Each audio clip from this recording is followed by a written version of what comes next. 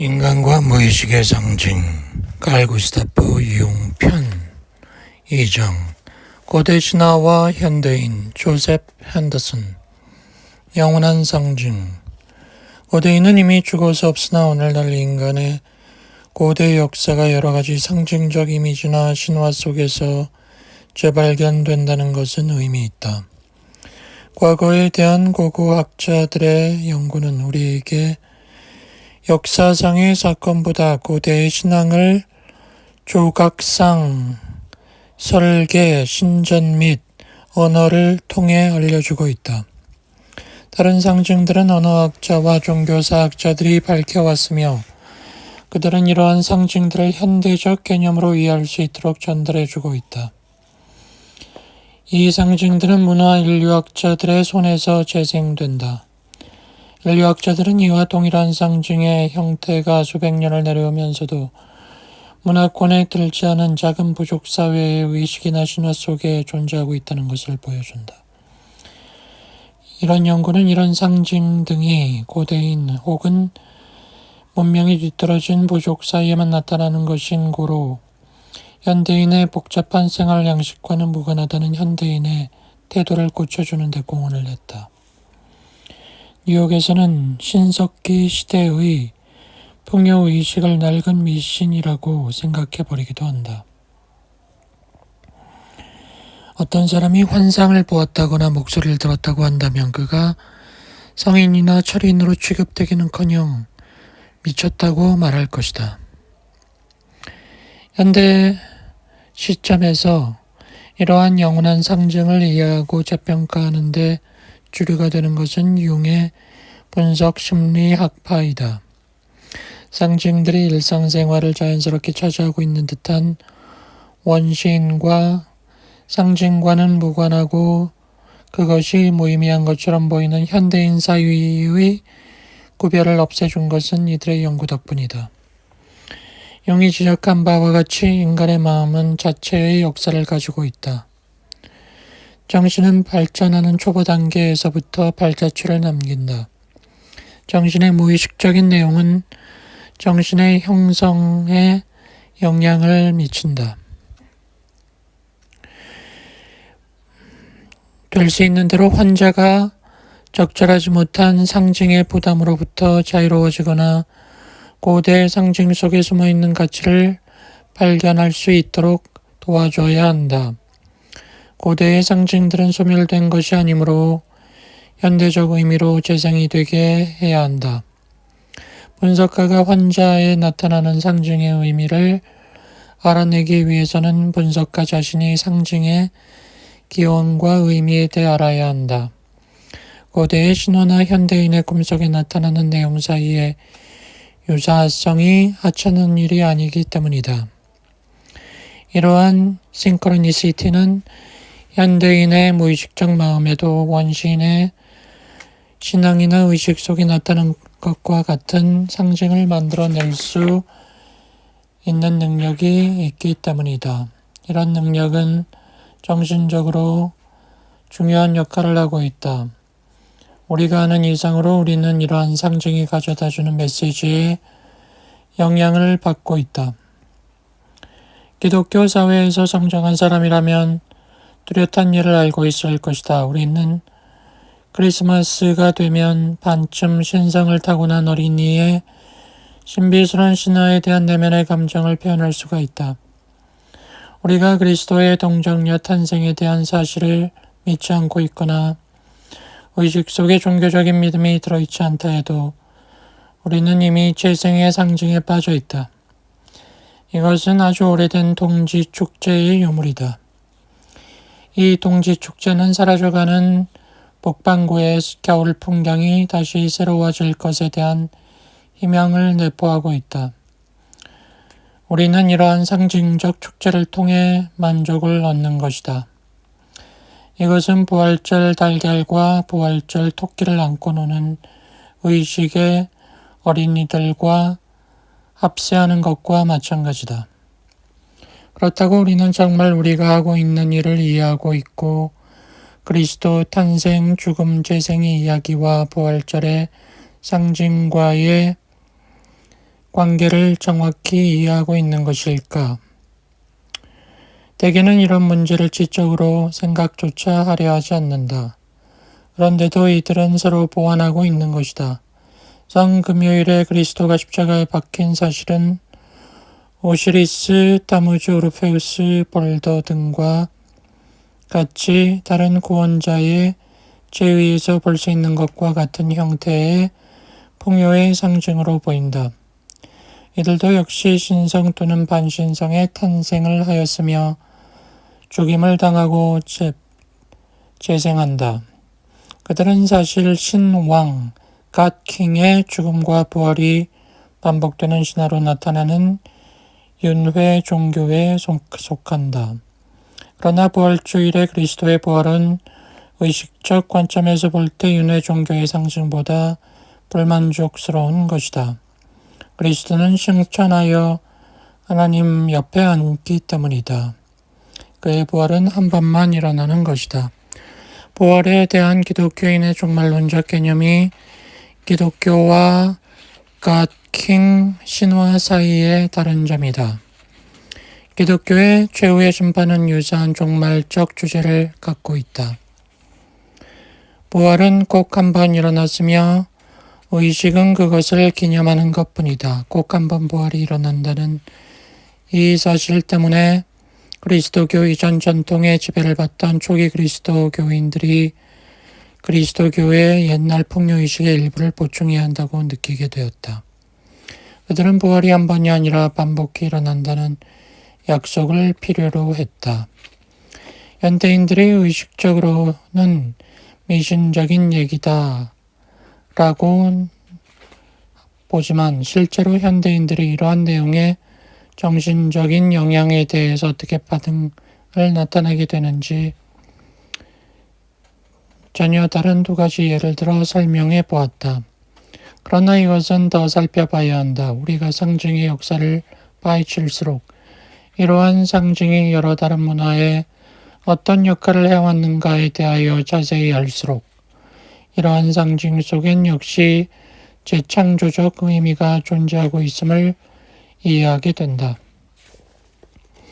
상징에 따라서 유년기와 청년기의 과도기, 성숙기와 관련이 있는 것도 있고 또 다른 상징들은 인간이 피할 수 없이 당하게 될 죽음에 대비하고 있는 노년의 경험과 관련된 상징들도 있다.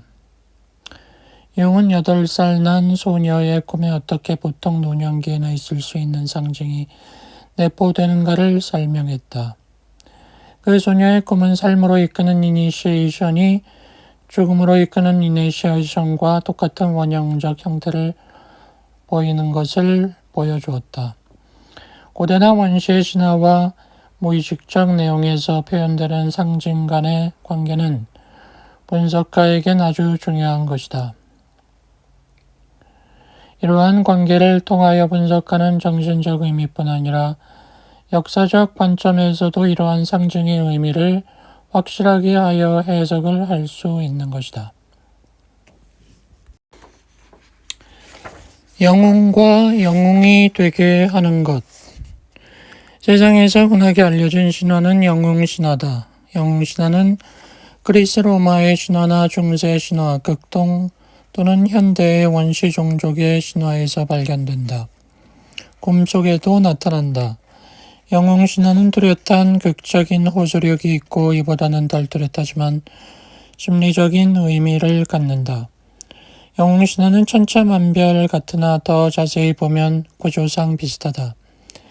영웅신화는 상호 간에 전혀 문화적 교류가 없는 어떤 집단 또는 개인에 의해 만들어진 경우라 할지라도 공통 구조를 지닌다. 우리는 영웅에 관한 이야기를 수없이 듣게 되는데 이러한 영웅은 그 출생이 기적적으로 이루어지거나 비천하며 어린 시절에 초인적 능력이 나타나고 빨리 성장하여 힘을 지니게 되며 악과 싸워 승리를 하고 교만이라는 죄에 대하여는 오류를 범하며 배신 때문에 파멸되거나 영웅적 희생으로 결국엔 죽게 된다는 형태로 묘사된다. 나 자신 이러한 형태가 개인이 이나 전체 사회에서도 동일한 심리적 의미가 있다고 믿는 이유에 대해 설명하겠다. 그러나 영웅 신화의 또 한 가지 중요한 특성이 그 실마리를 제공해 준다. 영웅 신화를 보면 어린 시절에 있을 수 있는 영웅의 약점은 강한 수호자 또는 후견인의 등장으로 균형을 이루게 된다. 후견인 덕분에 남의 도움 없이는 성취할 수 없었던 초인적 임무를 수행하는 것이다. 그리스 영웅 중에서 테세우스는 바다의 신인 포세이돈을 신으로 삼았고, 페르세우스는 아테나를, 아킬레스는 현명한 반인반마인 카이론을 스승으로 삼았다. 이렇게 신에 가까운 피조물들은 완전한 정신을 상징하는 표상으로 개인의 자아에 결여되어 있는 힘을 공급해주는 좀 더 크고도 넓은 의미의 동질성인 것이다. 그들의 특별한 역할을 보면 영웅 신화의 보편적 기능이 개인의 자아 의식의 발전에 있다는 것을 알 수 있다. 그런 발전을 통하여 세상을 살면서 부딪히게 되는 일들에 대비할 수 있게 될 것이다. 개인이 처음에 시험에 성공하고 인생에 성숙히 접어들게 되면 영웅 신화는 관련성을 잃게 된다. 영웅의 상징적 죽음으로 인하여 성숙성을 얻게 되는 것이다. 지금까지 완성된 영웅 신화에 대해 언급해왔지만 그 가운데는 영웅의 출생부터 죽음까지의 전생애의 주기가 기술되어 있다. 중요한 점은 전생애의 각 단계마다 특수 형태의 영웅서라가 등장하며 이 영웅서라는 개인의 자아의식의 발달 과정에서 그가 도달한 지점에 적용이 되는 동시에 그 순간에 그가 직면한 문제에도 적용된다는 사실이다. 북미주에 살고 있는 위네바고 인디언의 한 부족의 예를 보자. 위네바고 인디언은 영웅의 발전 단계를 4단계로 구분한다. 우리는 영웅의 개념이 가장 원시적 상태에서 가장 복잡한 상태로 발전해 나가는 것을 보게 된다. 이런 발전은 다른 영웅 주기에서도 나타난다. 라딘 박사는 영웅 신화의 전개에서 4개의 주기를 관찰했다. 그는 이 4주기를 1. 트릭스터 주기, 트릭스터 사이클, 토끼 주기, 에어 사이클, 붉은 뿔 주기, 레드혼 사이클, 쌍둥이 주기, 트윈 사이클이라고 이름했다. 그것은 영원한 허구라는 환상의 도움으로 성장 시기에 부딪히는 문제를 처리해 나가고자 하는 우리의 노력을 대변하는 것이다. 그는 영웅 신화의 발전의 심리학을 파악하고 있다. 트릭스터 주기는 인생의 초기의 미숙한 시기에 해당이 된다. 자기의 행동이 육체적 욕구에 따라 지배되는 인물로 정신 연령은 유아에 해당된다.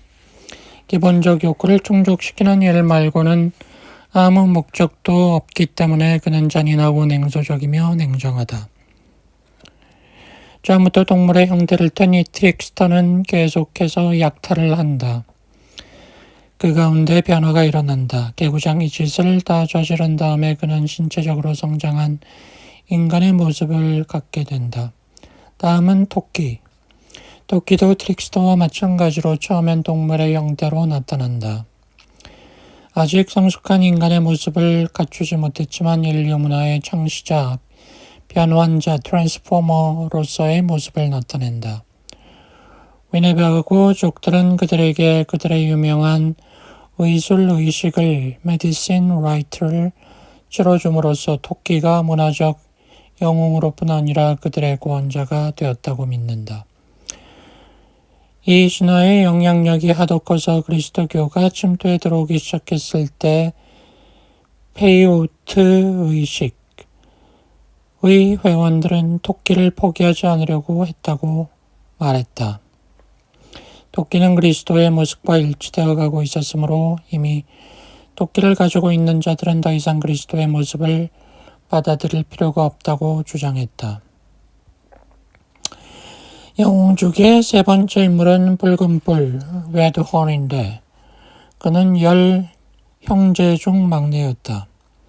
경기에서 이기고 전투에서 역할을 하는 시험을 거쳐서 원형적 영웅이 갖춰야 할 요건을 갖춘다. 그의 능력은 주사위 놀이에서 교활한 꾀를 보여주고 레슬링에서는 거인들을 모두 눌러 힘을 보여주고 있다. 그에게는 폭풍을 일으키는 새라고 불리는 번개새의 형상을 한 동반자가 있었는데 그 새는 붉은 뿔이 약점을 드러낼 때면 협조를 한다. 이런 기본적인 주제는 실제로 아주 중요한 의문을 제기한다. 인간은 얼마나 오래 자기 스스로의 자부심에 희생물이 되지 않고 신화적인 용어로 말해 자신의 질투를 받지 않고 성공적인 삶을 누리게 되는가 하는 물음이다. 쌍둥이가 비록 태양의 아들이라 하지만 본질적으로는 그들도 인간이며 둘이 합쳐져서 한 인간을 이룬 것이다. 어머니 뱃속에서는 원래 하나로 합쳐져 있었는데 억지로 떨어지게 되었다. 그들은 상호간에 서로 속해 있기 때문에 힘든 일이긴 하지만 그들을 재결합시킬 필요가 있다. 이 두 어린 나이에게서 우리는 인간 본성의 두 측면을 본다. 하나는 플래시로서 복종하고 온화하며 수동적인 것이고 또 하나는 다리 스탬프로서 동적이고 반항적이다. 오랫동안 이 두 영웅에게는 적수가 없었다. 이 두 영웅이 따로 나타나든 하나로 나타나든 그들은 언제나 파죽지세였다. 그러나 나바오 인디언 신화의 전사신과 마찬가지로 그들은 너무 지나치게 힘을 써버려 결국 병들고 만다. 그들이 정복할 수 있는 괴물이라곤 하늘에도 지상에도 없다 보니 그들의 행동은 난폭해지고 보복을 받게 된다. 위네바고는 말하기를 마지막에는 그들 손에서 무사한 것이란 없게 되며 심지어 지구를 떠받치고 있는 지주도 안전하지 못하다고 하였다. 쌍둥이가 지구를 떠받치고 있는 4마리의 동물 중 1마리를 죽였을 때 그들은 그들의 모든 한계를 넘어섰고 그때 그들의 생애에 종지부를 찍어야 할 때가 됐다. 그들이 받은 벌은 죽음이었다. 붉은뿔 주기와 쌍둥이 주기에서 볼 수 있는 바와 같이 자기 능력을 넘어선 자부심, 자만, 휘브리스를 치료하는 필수 조건은 영웅의 희생이나 죽음인 것이다. 유럽 신화에 나타나는 영웅의 배반 또는 패배의 경우에 볼 수 있는 바와 같이 의식을 통한 희생의 주제는 휘브리스, 자만에 대한 벌을 강조해서 적용했다. 그러나 나바오처럼 위네바고도 극단적으로 나아가지는 않는다. 비록 쌍둥이가 잘못하여 죽어 마땅한 죄를 저질렀다 해도 자신들의 무책임한 세력에 스스로 놀라 쌍둥이를 살려주는 대신 영원한 휴식 상태에 살게 한다. 인간 본성의 갈등을 일으키는 면이 다시 평형을 이루게 되는 것이 이런 경우이다.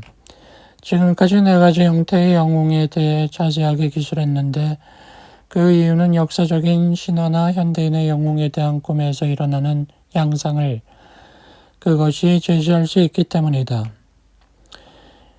한 중년 남자에게 나타난 꿈을 보자. 이 꿈에 대한 해석을 보면 분석 심리학자들이 신화학설에 대한 지식을 이용해 어떻게 환자들이 수수께끼 같은 문제에 대한 해답을 얻게 되는지 알 수 있을 것이다. 남자는 자신이 극장 안에 있는 꿈을 꾸었다. 그는 자신의 의견이 아주 중시되는 중요한 인물이었다. 연극이 공연되는 중에 이러한 인물들이 나타나는 것은 의미 있는 일이다. 이 꿈의 전후 관계는 꿈꾸는 사람이 받고 있는 분석 치료에 관련이 있는 것처럼 보인다. 그가 꿈에서 지적하는 안내자는 아마 그의 분석가일 것이다. 그는 자신이 의사에게 치료받고 있는 환자라고 보지 않고 자신의 의견이 존중되고 있는 중요한 관객으로 보고 있다. 그는 높은 곳에서 어떤 인물들을 보게 되는데 그 인물들에서 자신이 성장할 때의 경험을 연상하고 있다. 흰 원숭이는 그에게 7세부터 12세 사이에 무질서한 그의 소년기의 행동을 상기시켰다. 선원은 초기 청년기의 모험심에 따르는 무책임한 장난 때문에 벌로 매를 맞게 되는 것을 암시했다.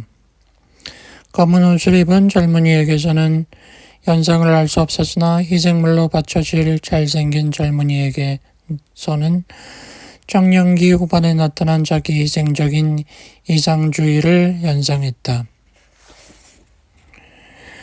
결론은 그 흰 원숭이는 트릭스터 또는 트릭스터에 기인하여 일어나는 위네바고의 특성을 어느 정도라도 대변하는 것으로 보인다. 내가 보기에 그 원숭이는 꿈꾼 사람 자신이 개인적으로 충분히 경험하지 못했던 어떤 것을 대변하는 것 같다. 왜 트릭스터가 원숭이 형태로 나타나야 하는가?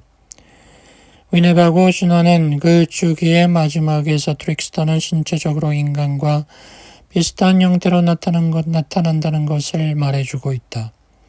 꿈의 원숭이는 인간과 비슷해서 우스울 정도이다.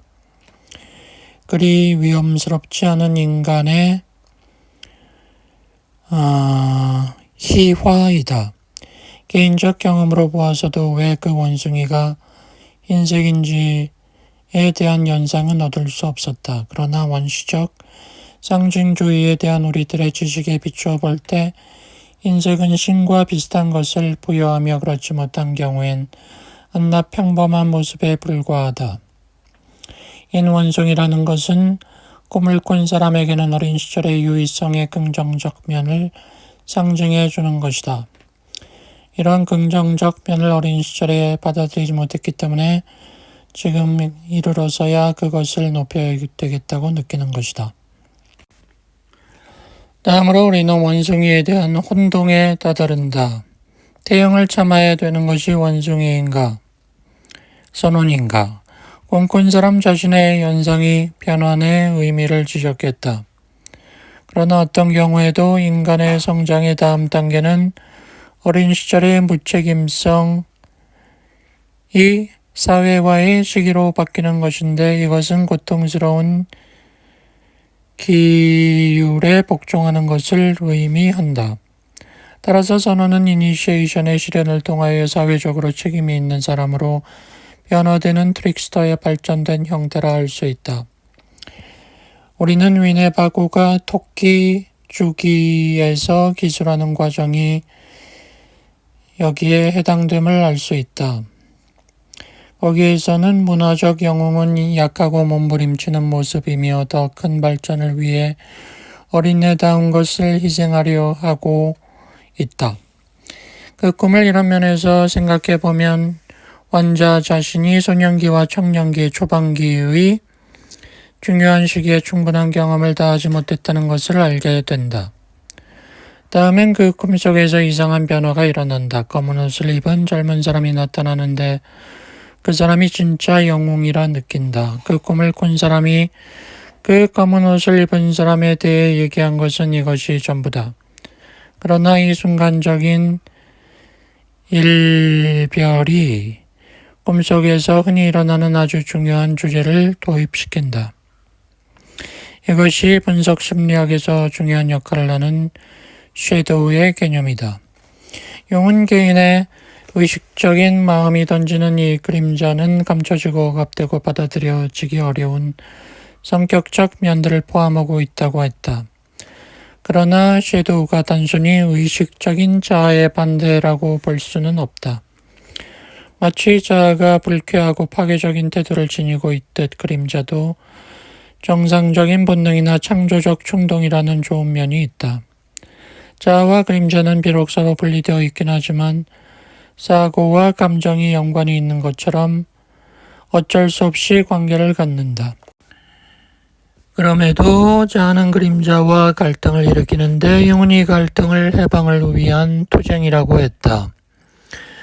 원시인들이 의식을 획득하려는 투쟁에서 일어나는 갈등은 원형적 영웅과 용, 혹은 다른 괴물로 인격화된 악의 무한한 힘과의 승부, 투쟁으로 표현된다. 개인의 의식 발달에 있어서도 영웅상은 개인적인 수단이며 이러한 상징적 수단으로 새로이 나타난 자아는 무의식의 무기력을 극복하고 어머니에게 점유되어 온 영아기의 행복한 상태로 되돌아가고 싶은 퇴행적 욕망에서 해방을 시킨다. 신화에서의 영웅은 대개 괴물과의 투쟁에서 승리를 거둔다. 그러나 영웅이 괴물에게 굴복하게 되는 신화도 있다. 이에 속하는 신화로는 요나와 고래에 관한 신화다. 여기서는 바다의 괴물 레비아탄이 영웅을 삼켜버리고 밤마다 서쪽에서 동쪽으로 바다를 옮겨 다니는데 이것은 일몰에서 새벽녘까지 태양의 이동을 상징하는 것이다. 영웅은 어둠 속에 잠기고 이것은 일종의 죽음이다. 나는 자신의 임상 경험을 통해 꿈속에서 이런 주제를 만날 때가 있다. 영웅과 용의 투쟁이 이 신화에서는 더욱더 활발하게 나타나며 그 신화는 퇴행적 경향에 대한 자아의 승리라는 원형적 주제를 분명하게 보여주고 있다. 대부분의 사람들에게는 성격상 부정적인 면은 무의식 상태로 남아있게 마련이다. 반대로 영웅은 그림자가 있다는 것을 알고 그림자로부터 힘을 끌어낼 수 있다는 것을 인식해야 한다. 용을 압도할 수 있을 정도로 맹렬해지려면 파괴적인 힘과도 손을 잡아야 한다. 자아는 승리를 거두기 전에 먼저 그림자를 정복하고 동화시켜야만 한다. 이런 주제는 우연히도 유명한 문학작품 속의 영웅상, 파우스트 같은 영웅에 덜어 나타난다. 메피스토텔레스와 내기를 하기로 결심한 파우스트는 그림자의 형상을 한 힘에게 자신을 내맡기게 되는데 괴테 자신은 이 그림자를 악을 바라면서 선을 발견하는 그러한 힘의 일부라고 설명하고 있다. 내가 꿈을 토론해온 그 사람과 마찬가지로 파우스트도 역시 그의 어린 시절의 중요한 부분을 충실히 살지 못했다.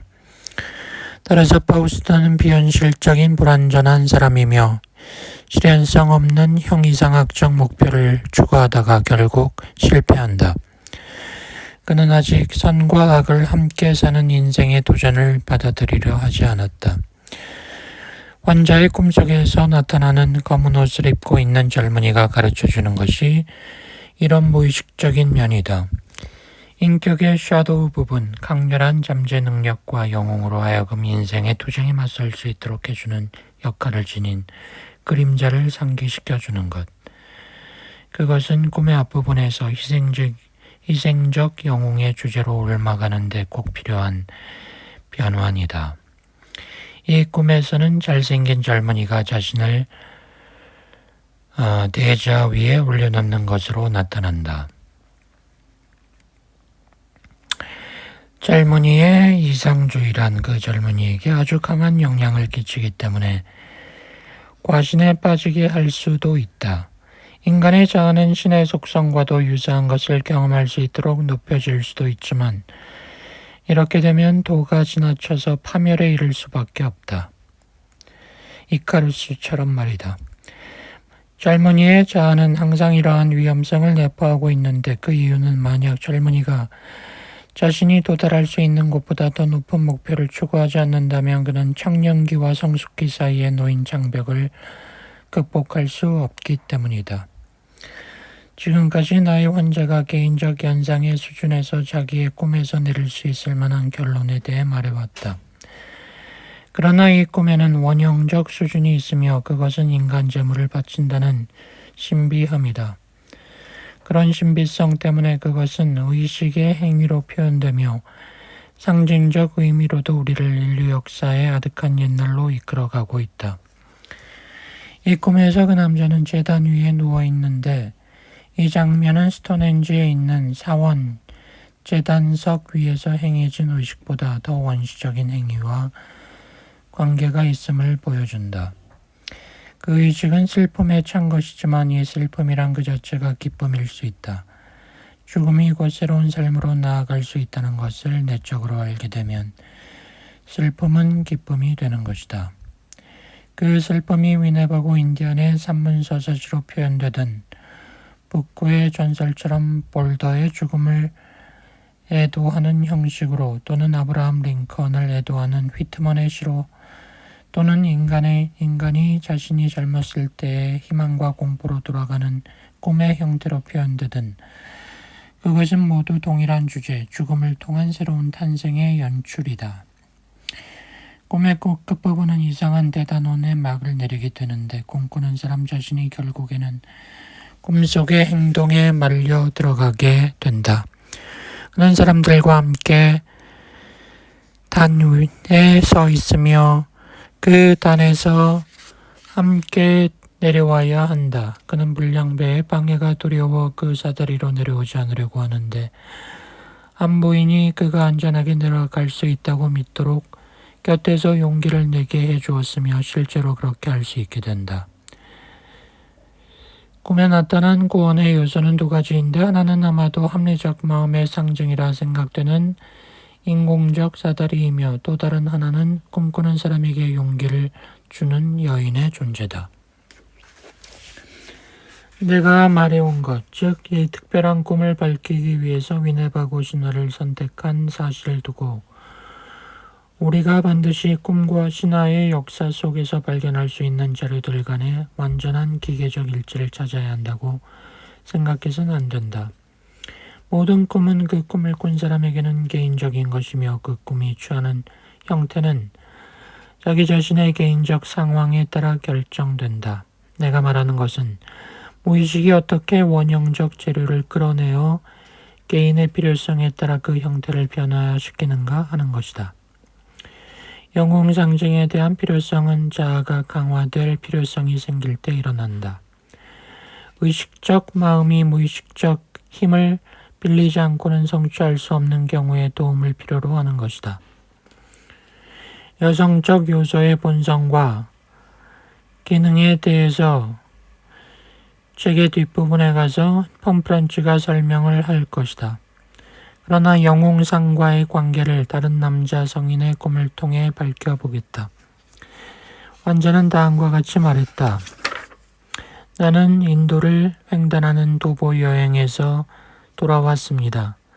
한 여인이 나하고 내 친구의 여행 준비를 해주었는데 여행에서 오자마자 나는 그 여인에게 검정 우비를 준비해 주지 않았기 때문에 비를 흠뻑 맞게 되었다고 그 여인을 야단쳤습니다.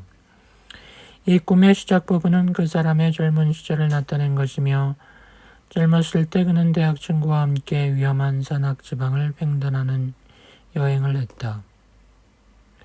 그의 꿈에서 그 환자는 여인이 그의 여행 준비를 잘 해주지 않았다고 느꼈던 듯하다. 꼭 필요한 비모자가 없었다는 것은 자신의 마음이 무방비 상태에 있으며 전혀 즐겁지는 않으면서 새로운 경험에 자신이 노출되는 것을 불안하게 받아들인다는 것을 암시해주고 있다. 꿈의 다음 단계에서 그 환자는 여러 사람들과 도보 여행에 참여하고 있다고 말한다. 그는 피곤해져서 야외 식당으로 돌아온다. 거기서 그는 이미 잃어버렸던 비옷과 비모자를 찾는다. 쉬려고 하는 순간 지방의 한 고등학생이 연극에서 페르세우스의 역할을 맡게 된다는 것을 알려주는 포스터가 눈에 들어온다. 그러자 바로 그 학생이 나타나는데 보니 전혀 소년이라 할 수 없는 젊은이였다. 그는 회색 옷을 입고 검은 모자를 쓰고 있었으며 그는 다른 젊은 사람과 얘기하려고 앉았는데 그 젊은이도 검은 옷을 입고 있었다. 그 장면이 지나가자 그 꿈꾼 사람은 새로운 원기가 생기면서 자신이 이 대원들과 합세할 수 있을 것임을 알게 된다. 그런 다음 그들은 모두 언덕을 넘어갔다. 그들 발밑에 목적지가 나타나는 것을 보았는데 그것은 항구 도시였다. 여기서는 처음 에피소드에서와 같이 안절부절 못하고 불쾌하며 고독했던 여행과는 반대로 꿈꾼 사람이 여러 사람과 있다. 이러한 대조는 다른 사람과의 관계에 있어서 어린 시절의 고립이나 젊은 시절의 반항으로부터 사회적인 영향을 받는 단계로의 변화를 일으키게 한다. 꿈꾼 사람은 이미 지쳐버렸으며 야외 식당에서의 장면은 새로운 관점에서 자기의 어린 시절의 태도를 되돌아보아야 할 필요성을 반영한다. 그는 과거로 돌아감으로써 자신의 힘을 새롭게 할 수 있다는 희망을 갖게 된다. 환자의 연상은 이것을 확인해 주었다. 회색 옷을 입은 사람은 인생에 있어서 적응이 잘 된 세속적 태도를 나타내 준다. 검은 옷을 입은 사람은 성직자가 검은 옷을 입는다는 의미에서 정신적인 면을 대변한다. 그가 그리스의 영웅 페르세우스를 연상한 것은 이상한 일이다. 그것은 특별한 의미가 있다. 그는 페르세우스가 미노타우루스를 죽이고 크레타 섬의 미로로부터 아리아드네를 구출한 영웅으로 생각했었다는 것이 밝혀졌다. 그는 페르세우스라는 이름을 나에게 써보일 때 미노타우루스를 살해한 영웅이 페르세우스가 아니라 테세우스라는 사실을 알게 되었는데 이러한 실수는 아주 강한 의미를 띠게 된다. 이런 실수는 그의 두 영웅, 즉 페르세우스와 테세우스가 공통점이 있다는 사실을 자신에게 가르쳐주기 때문이다. 둘은 모두 무의식적이며 악마와 같은 모성의 힘에 대한 공포감을 극복하려 했으며 이런 무의식적 힘으로부터 여성상을 해방시켜야만 했다.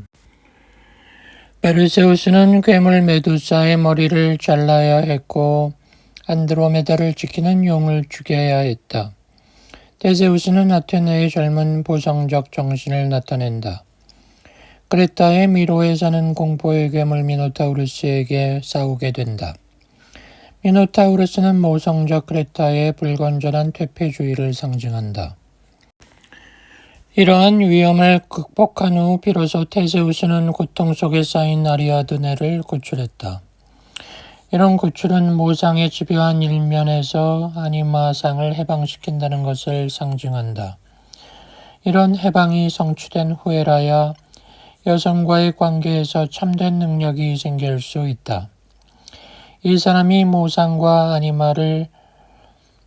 아니마상을 적절하게 구분하지 못했다는 사실은 또 다른 꿈에서도 강조된다. 그 꿈에서 용을 보게 되는데 용이란 자신이 어머니에게 매달렸을 때 일어나는 집요한 일면의 상징적 의미를 내포하고 있는 것이다. 이 용이 자기를 추격하는데 그는 지니고 있는 무기가 없어 싸움에 불리하게 몰리기 시작했다. 그러나 중요한 사실은 그의 부인이 그 꿈에 나타난 일이다. 부인이 나타나자 용은 작아지고 용에 대한 두려움도 덜하게 되었다는 점이다. 꿈속에서 일어난 이러한 변화는 그가 결혼을 함으로써 늦게나마 자신의 어머니와의 밀착을 극복하고 있었다는 것을 보여주는 것이다. 그는 여성과의 관계에서 좀 더 성숙한 관계, 더 나아가 전체로서 어른 사회와 성숙한 관계를 맺기 위해서는 모자 관계에 밀착된 에너지를 자유롭게 해야 할 방법을 찾아야 했던 것이다. 영웅과 용의 투쟁은 이러한 성장 과정의 표현이다. 그러나 영웅에게는 이러한 생물학적인 또는 결혼 생활의 적응 따위를 초월해야 할 목표가 있다. 영웅의 임무는 진정한 창조적 성취에서 꼭 필요한 정신세계의 내적 요소로서의 아니마를 해방시키는 데 있기 때문이다. 그 사람은 진정한 영웅 원형, 히어로 아키타입과 접촉한 끝에 스스로 안전에 대한 약속을 보장받았고 집단에 대해서도 적응할 수 있는 새로운 태도를 찾았다. 따라서 다시 젊어질 수 있다는 기분이 솟아나기도 했다. 현대인의 꿈속에 등장하는 영웅 신화의 많은 예에서 볼 수 있듯 자아는 순수하게 자기중심적 과시만 한다기보다는 항상 문화의 전승자로서 필수적 역할을 하고 있다. 창조력이 발전되어 나가는 형태는 분명히 어린아이 같은 전 의식적인 또는 동물적인 수준에서 시작된다고 볼 수 있다. 진정한 문화적 영웅에서는 자아가 효과적이며 의식적 행동에 이를 만큼 고양되는 것이 쉬워진다. 이와 마찬가지로 어린아이 같고 성숙하지 못한 자아도 부모의 기대라는 압력에서 독립이 된 자기 자신의 자아를 형성하게 된다. 성공적으로 이루어지면 자아의 힘의 일종으로 나타나는 성숙한 영웅상을 볼 수 있게 된다. 이때는 더 이상 괴물이나 거인들을 정복할 필요가 없게 된다. 이때는 이미 마음속 깊은 곳에 숨어있는 힘이 인격화될 수 있는 시기가 된다. 여성적인 요소는 꿈속에서 더 이상 용이라는 형태로 나타나는 게 아니라 여인으로 나타난다. 성격의 그림자에 해당되는 부분마저 위험을 덜 주는 형태를 띠게 된다. 미녀와 야수. 오늘날 우리 사회의 소녀들은 남성 영웅 신화에도 한몫을 하고 있다. 소년과 마찬가지로 소녀도 확고한 자아의 주체를 발전시켜야 하며 똑같은 교육을 받기 때문이다. 그러나 그들의 감정의 표면에 떠오르는 보다 오래된 마음의 층이 있는데 이것은 소녀가 남성을 모방하는 것이 아니라 여성이 되게 하는 목적을 지니고 있다. 옛부터 전해오는 이러한 마음의 층이 밖에 나타나게 되면 여성은 그것을 억압시킨다. 그것은 현대 여성의 특권처럼 되어 있는 남성과 경쟁할 수 있는 기회 또는 남성과 동등한 자격에서 우정을 맺을 수 있는 기회 같은 것이 단절되지 않을까 두려워하기 때문이다. 이런 억압이 성공적으로 이루어지는 얼마 동안은 그녀가 학교 혹은 대학의 학업 과정에서 배운 남성의 지적 목표와의 동일시를 유지하고자 한다. 비록 결혼을 해서 어머니가 되어야 한다는 절대적 명령을 따라 결혼의 원형에 복종하면서도 어느 정도 자유의 환상을 지속할 것이다. 아주 고통스러운 방법으로 자신 속에 파묻혀버린 여성다움을 끝내 재발견하는 그러한 갈등이 일어날 수 있다. 이러한 예를 나는 한 젊은 부인에게서 경험했다. 그녀는 주위의 가족들의 기대 때문에 하나나 둘 정도의 아기를 가져보려고 노력했으나 아기를 갖지 못했다. 그러는 동안 그녀의 성적인 반응은 불만스럽게 되어갔다. 그 사실은 그녀와 남편을 초조하게 만들었지만 그들 부부는 이를 뭐라고 설명할 수 없었다. 그녀는 명문대학을 5등으로 졸업했으며 그녀의 남편 및 다른 남자들과도 지적 교제를 재미있게 해왔다.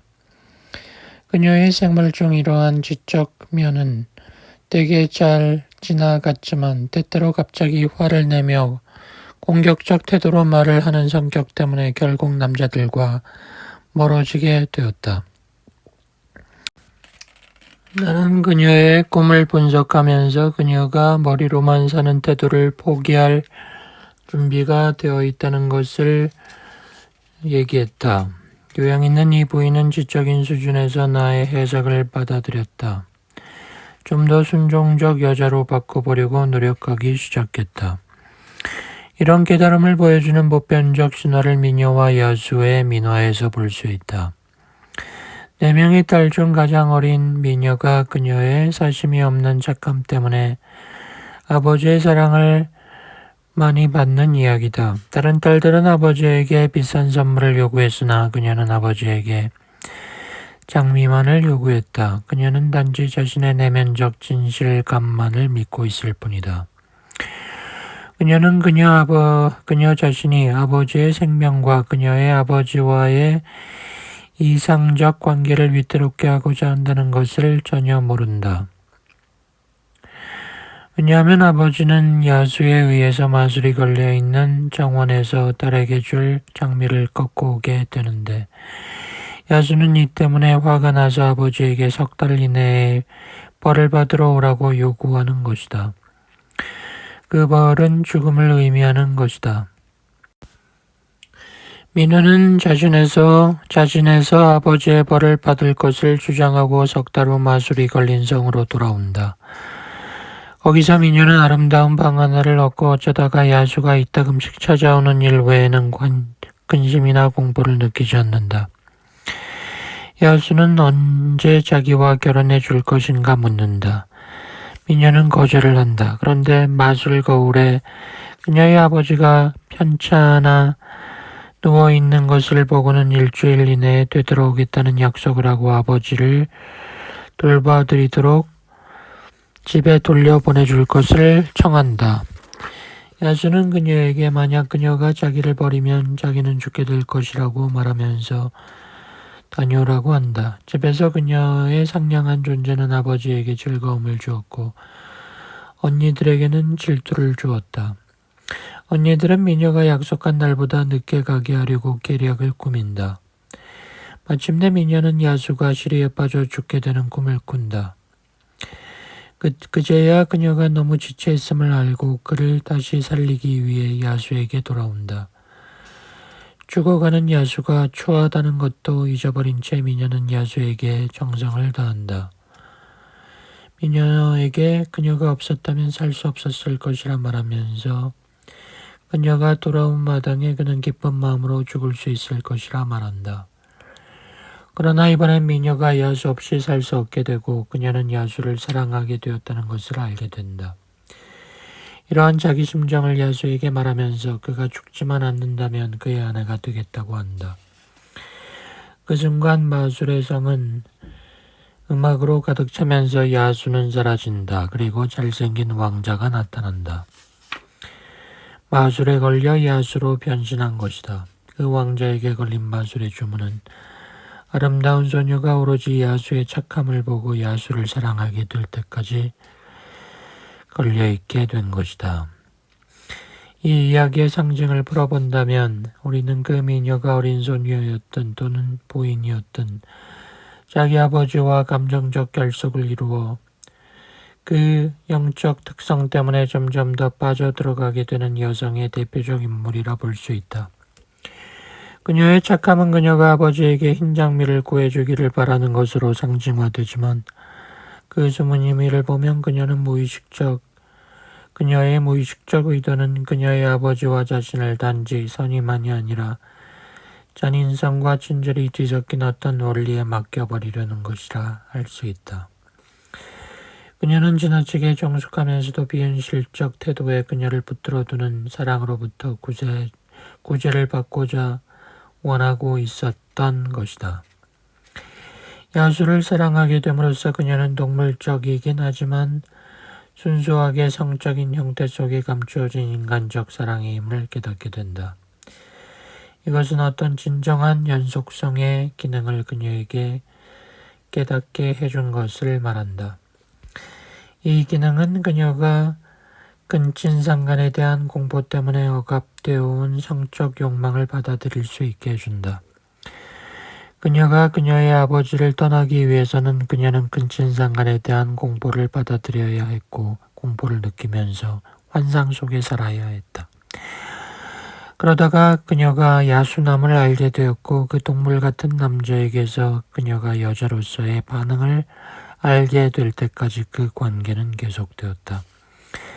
이렇게 그녀는 억압된 힘으로부터 그녀 자신과 그녀 속에 존재하는 남성상을 구제하게 되고 자기 사랑이 문자 그대로 영혼과 자연을 결합시켜주는 어떤 관계라는 사실을 믿게 하는 자기 능력을 깨닫게 되는 것이다.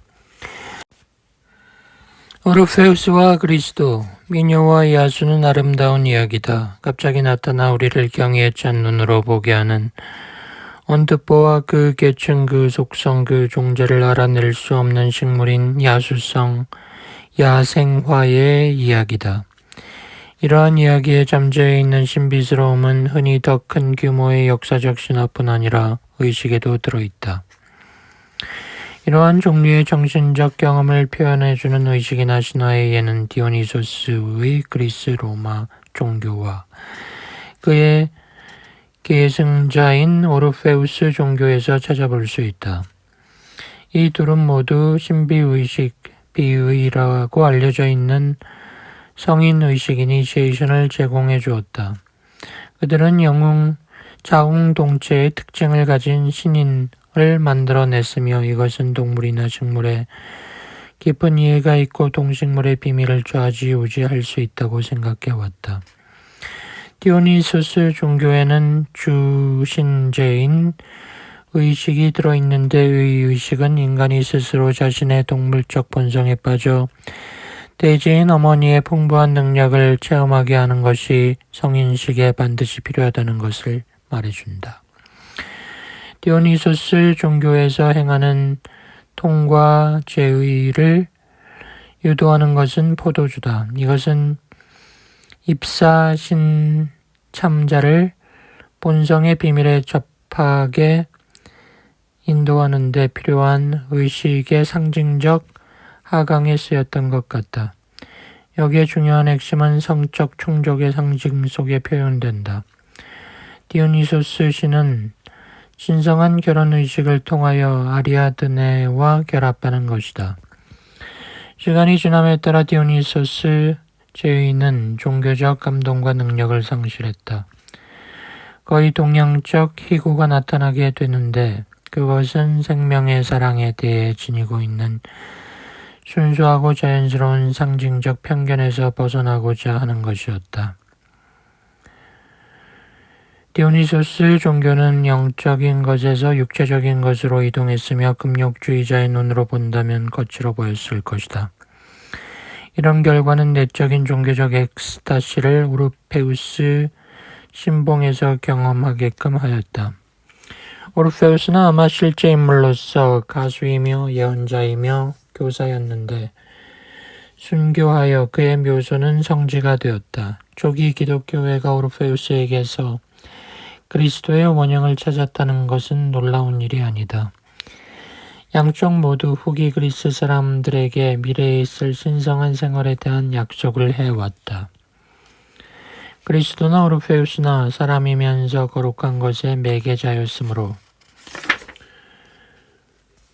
로마 제국 시대에 사라져가는 그리스 문화를 지키던 대중들에게 그들은 미래의 생활에 대한 간절한 희망을 지니게 된 것이다.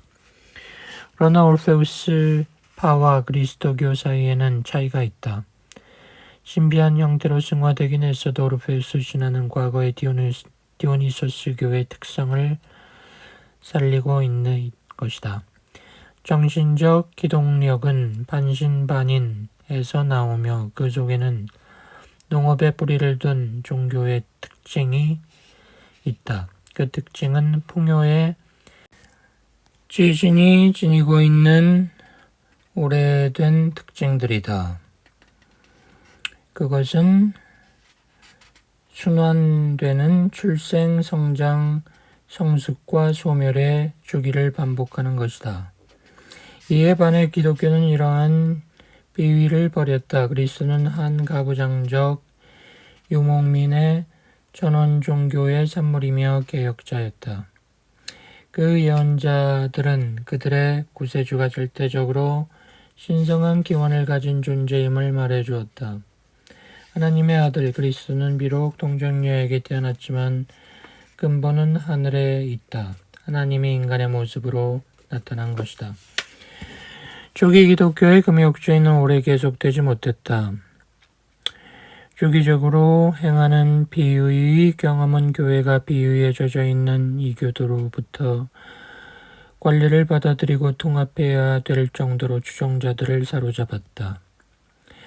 이 중에 의미 있는 것은 그리스도의 부활 축제를 가졌던 성토요일과 부활주일의 행적에 대한 옛날 기록에서 볼 수 있다. 대표적인 것은 중세교회가 의미 깊게 성인의식의 하나로 만들어낸 세례의식이었다. 그러나 이 의식은 현재 남아있지 않고 개신교에서는 완전히 사라졌다. 더 잘 보존되어 있고 독실한 신자들에게 그 성인 비유의 의미를 들려주고 있는 것은 성배를 들어 마시는 가톨릭교회의 제의이다. 다음은 용이 미사 속의 변환의 상징이라는 논문에서 기술한 것이다. 성배를 공중에 들어올리는 행위는 포도주의 영화를 준비하는 스피리추얼라이제이션을 준비하는 것이다. 이것은 곧 이어서 행해지는 성령, 홀리고스트에게 올리는 기도문으로 확인된다. 기도문은 포도주에 신성한 정신을 넣어준다. 바로 생성하고 번성하고 변화하는 것은 성령이기 때문이다. 성배를 올린 다음에 그 잔을 성체의 오른편에 두게 되는데 이것은 그리스도의 피가 오른편으로 흘렀던 것과 일치된다. 성찬 의식은 디오니소스의 잔을 마시거나 또는 신성한 그리스도교의 성배를 들어올려 마시거나 똑같다. 그러나 그 의식에 참여하는 개인의 인식도는 다르다. 디오니소스 의식에 참여하는 사람들은 사물의 기원으로 거슬러 올라가 회고하며 어머니인 대지의 저항하는 자궁에서 튀어나온 신의 탄생을 회상한다. 반대로 기독교의 비유는 미래에 초점을 두고 입사자가 전능한 신과 결합하고자 하는 희망이 강조된다. 어머니인 자연은 그 아름다운 계절의 변화에도 불구하고 뒷전에 남긴 채 기독교의 핵심적인 모습은 영적인 확신을 제공해 준다. 그러나 그들은 어딘가 오르페우스의 상 안에서 융합하여 있는 디오니소스를 기억하면서 동시에 그리스도 쪽을 향한다. 이런 중간 형태가 갖는 심리적 의미를 스위스 작가 린다 휘에르츠 데이비드가 빌라드 미스테리 안에 그린 오르페우스 의식에 대한 해설에 적어 놓았다. 오르페우스는 노래 부르며 악기를 켜면서 가르쳤다. 그의 노래는 인상적이고 강력하여 모든 자연을 지배했다.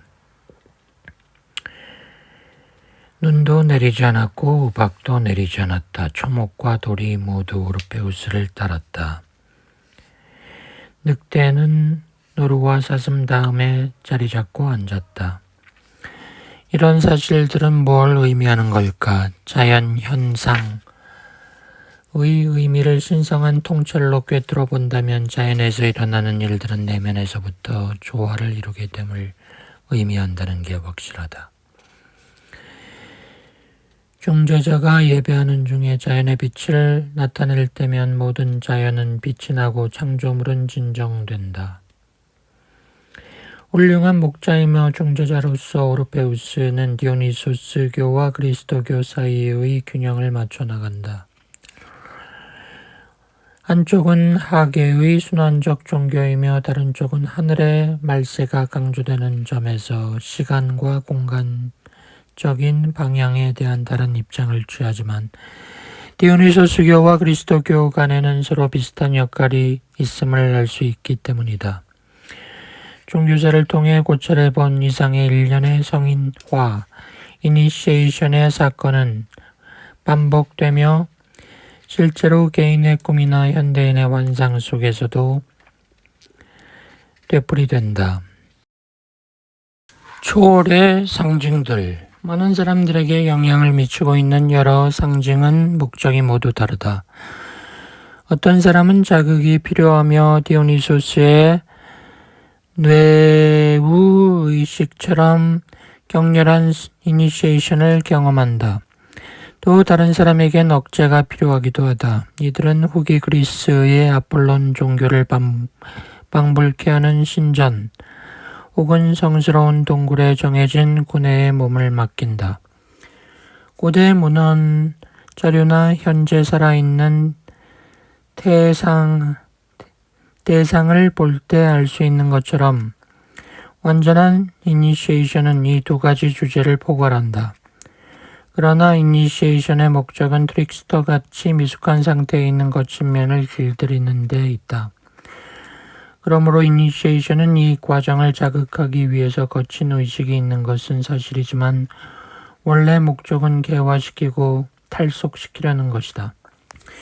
그러나 다른 종류의 상징성도 있어 이것은 초기 알려진 신성한 전통에 속하는데 이것도 한 개인의 일생의 전환기와 관련이 있다. 그러나 이런 상징은 입사 신참자를 어떤 종교의 교리나 세속적 단체의 의식에 묶어버리려는 것은 아니다. 반대로 이 상징들은 지나치게 미숙하고 단정적 상태에서부터 해방되려는 인간의 욕구를 가리킨다. 그 상징들은 인간이 그 성장 과정에서 더 높고 성숙한 관계를 향해 나아가는 것을 제약하는 존재 방식으로부터 해방하는 데 관심을 두고 있는 것이다. 어린아이는 완성감을 소유하고 있지만 이것은 자아의식이 나타나기 전의 이야기다. 어른의 경우에서는 완성감이란 의식과 무의식이 융합되어야만 성취될 수 있다. 이런 융합을 통해 융이 말한 바와 같은 정신의 초월 기능이 나타나며 이 초월 기능은 인간의 가장 궁극적인 목표, 즉 각자의 셀프가 지닌 잠재력의 완전한 실현을 성취할 수 있다. 따라서 우리가 이른바 초월의 상징이라 부르는 것은 이 목표를 성취하기 위한 인간의 노력을 나타내는 것들이다. 그 상징들은 무의식적 내용이 의식 속에 들어갈 수 있게 하는 수단을 마련해 주는 것이다. 상징 자체가 이런 내용의 표현인 것이다. 이런 상징은 형태가 다양하다. 우리가 이런 상징들을 과거 역사 속에서 만나든 현대에서 만나든 우리는 그 상징이 중요하다는 것을 인식할 수 있다. 우리는 또다시 트릭스터라는 주제와 맞부딪힌다. 이때쯤이면 트릭스터의 주제는 더 이상 무법자로서의 미래의 영웅으로 등장하지 않는다. 그는 이미 샤먼이 되어 있으며 그의 주술과 직관이 그에게 원시시대의 이니시에이션의 대가의 징표를 찍어준다. 그의 힘은 그가 육체를 떠나 새가 되어 우주를 날아가는 가상적 능력에 자리하고 있다. 이 경우 새는 초월의 상징으로 가장 적합한 동물이다. 새는 하나의 영매의 작용을 통해 일어나는 직관의 특성을 나타낸다. 영매란 인간이 황홀경에 빠짐으로써 멀리 떨어진 곳에서 일어난 일도 알아낼 수 있는 사람이다. 이런 능력의 증조하는 선사시대의 구석기 시대까지 거슬러 올라가서 발견된다. 미국 학자 조셉 캠벨이 프랑스에서 발견한 동굴 벽화에 관한 글에서 이를 지적했다. 벽화는 한 샤만이 황홀경에 빠진 채 새 모양의 탈을 쓰고 새가 나무 막대기 위에 앉아있는 그림이었다. 시베리아 샤만은 오늘날까지 이러한 새의 의상을 입고 있다. 그 샤만들은 새의 후예인 그들의 어머니로부터 태어났다고 믿고 있다. 그런데 샤만은 흔히 볼 수 있는 주민일 뿐 아니라 우리가 깨어있을 때는 볼 수가 없는 힘의 왕국의 후예들이다. 누구나 환상 속에서는 잠깐 동안 가볼 수 있지만 그 왕국을 거닐 수 있는 것은 지배자뿐이다. 진실한 영적 통찰력을 대체하는 가짜 도사와는 거리가 먼 높은 수준의 이런 류의 성인화 작업은 인도의 요가 수행자에서 볼 수 있다. 그들은 황홀의 경지에서 그들의 정상적 사색의 범주를 넘어설 수가 있다. 초월함으로써 해방감을 맛보는 이런 형태의 보편적인 꿈의 상징은 외로운 여행이나 순례가 그 주제다. 이것은 이니시에이션의 신참자가 죽음의 본질에 익숙해지도록 해주는 영적인 순례이다. 그러나 이것은 최후의 심판으로서의 죽음도 아니고 힘을 시험하는 성인화의 실현도 아니다. 그것은 어떤 연민의 정신으로 주재되고 육성되는 해방과 포기의 여행인 것이다. 이런 정신은 이니시에이션의 대가보다는 여왕으로 표현되는 경우가 많다. 그것은 중국 불교의 관음이나 그리스도 그노시스 교리에 나타나는 소피아 또는 그리스의 지혜의 여신 팔라스 아테나 같은 최고의 여성상 아니마로 나타난다. 새가 날거나 황해로 여행을 떠나는 일뿐 아니라 해방을 예시하는 강력한 움직임도 이러한 상징을 나타낸다. 인생의 초기에 자신이 태어난 가정이나 사회 집단에 밀착되어 있을 때 이 상징은 인간이 삶을 향한 결정적인 첫걸음을 혼자서 내딛는 것임을 배워야 할 이니시에이션의 순간에 경험된다. 과거로부터 전해 내려오거나 우리의 꿈속에 나타나는 상징의 의의를 현대인이 파악하는 건 어렵다. 억제와 해방의 상징 사이에 일어나는 고대의 갈등이 어떻게 현재의 상황과 연관이 되는가 하는 것을 알기도 쉽지 않다. 그러나 실제 변화되는 것이 심리적 의미가 아니라 단지 그러한 양상의 특수한 형태라는 것을 깨달으면 문제는 쉬워진다. 지금까지 해방 또는 자유의 상징으로 야생조에 관해 말했으나 오늘날은 재택이나 우주 로켓에 대해서도 같은 얘기를 할 수 있다. 그것들은 동일한 초월 원리의 물리적인 체현이라 할 수 있으며 적어도 일시적으로나마 우리를 중력에서 자유롭게 해주기 때문이다. 마찬가지로 고대인들에게 안정과 보호를 해주었던 억제의 상징은 현대인에게는 경제적 안정과 복지를 추구하는 형태로 나타난다. 물론 우리들 누구나 살아가는 동안 모험과 규율, 악과 미덕, 자유와 안정 사이의 갈등을 느낄 수 있을 것이다. 그러나 이런 것들은 우리를 괴롭히는 양가 감정을 기술할 때 쓰는 문구에 불과하다. 결코 이에 대한 해답을 얻을 수 없다. 그러나 해답은 있다. 억제와 해방 사이에는 만나는 점이 있다.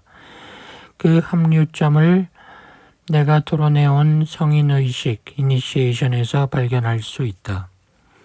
그 의식은 개인이든 집단이든 그들 내부에 있는 상반되는 요소가 합치도록 해줄 수 있으며 이걸 통해 인생의 평형을 얻게 한다. 이 의식은 언제나 자동적으로 그런 기회를 제공해주지 않는다. 성인의식은 개인 또는 집단의 특수 시기에만 관련이 되는 것이며 이것이 이해되고 새로운 삶으로 해석되지 않는다면 그 순간은 지나가 버리고 만다. 이니시에이션이란 본질적으로 복종의 의식으로부터 시작되어 억제가 이에 뒤따르고 그 뒤에 해방의 의식으로 나아가는 과정이다. 이런 방법을 통해 모든 개인은 성격 내부에서 서로 갈등을 일으키는 부분들을 화해시킨다. 그는 그로 하여금 참다운 인간이 되고 진정으로 그 자신의 주인이 되는 균형에 도달하게 된다.